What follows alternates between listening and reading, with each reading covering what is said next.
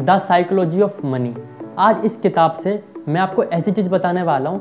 इस किताब की 2 कहानी मैं आपको ऐसी बताऊंगा जिसकी वजह से काफ़ी लोगों की ज़िंदगी बदली है, और उन काफ़ी लोगों में से मैं भी एक वो इंसान हूँ। आपको शायद नहीं पता हो तो मेरी उम्र 22 साल है, और 22 साल में आपको शायद वो रकम थोड़ी छोटी लगे, पर भी मैं आपको बताता हूँ मैंने 22 साल की उम्र में 2 लाख रुपये बचाए। हाँ, पहले मेरा ये था कि मैं काम कर रहा हूँ, 10,000 कमाए तो 10,000 खत्म, 15,000 महीने कमाए तो 15,000 खत्म। पर जब मैंने ये किताब पढ़ी, थोड़ी नॉलेज आई, तो ये चीज़ समझ में आया कि पैसों की जब तक हम कदर नहीं करेंगे, पैसा कभी भी हमारी कदर नहीं कर सकता। तो वीडियो शुरू करते हैं 2 कहानियों के साथ। तो पहली कहानी स्टार्ट होती है, एक इंसान था जिसका नाम था रोनाल्ड रीड।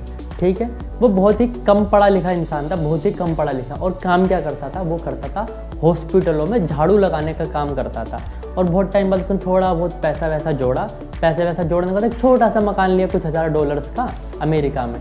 और उसकी फिर बीवी मर गई 92 साल की उम्र में। फिर जब वो मर गया, मतलब कॉमन सी चीज़ थी, और लिफ्ट मांग के काम पे जाता था, नॉर्मल से कपड़े पहनना, नॉर्मल से घर में रहना, नॉर्मल सा खाना खाना, ना कोई गाड़ी थी, कुछ भी नहीं था, और लकड़ी वगैरह काटने का उसका शौक था बस। फिर ये कहानी सुनने में बड़ी आसान लगी ना आपको। अब आगे की बात सुनो। 2008 में वो मर गया। अब आप बोलोगे सचिन भाई इसमें क्या बात हो गई, मर गया तो मर गया, अब क्या बात है, अब तो कहानी ख़त्म। कहानी यहाँ से शुरू होती है मेरे भाई। कहानी शुरू ये होती है कि जब वो मरा 2008 में, उस टाइम पे अमेरिका में 1 करोड़ से ज़्यादा लोग मरे, और 1 करोड़ में से 1000 से भी कम लोग थे जिसके पास 10 करोड़ से ज़्यादा संपत्ति थी। 10 करोड़ समझना। और जो झाड़ू लगाने वाला इंसान था उसके पास 75 करोड़ रुपए थे।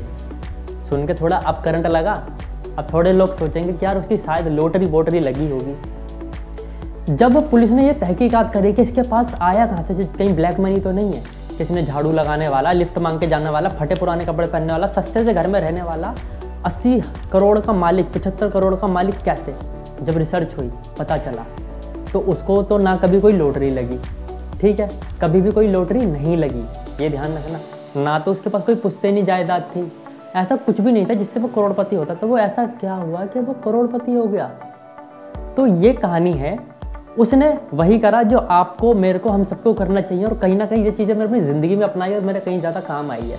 आपने कॉमन सी चीज़ें सुनी होगी कि भैया खर्चा कम किया करो, खर्चा कम किया करो, खर्चा कम किया करो, कंजूस बनो। तो वो बंदा वही था।